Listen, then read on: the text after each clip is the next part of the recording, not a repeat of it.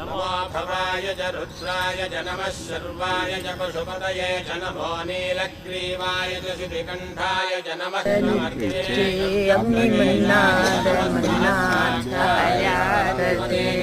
गिरिशाय च शिविष्टाय च नमो चास्मान् प्रजया पशुभिः ब्रह्मवचसेनाना तेन समेदया स्वाहा इदमग्ने जातवेत्सेदन्नमः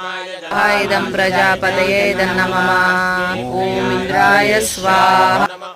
दिवायादितेभ्यः दन्नमः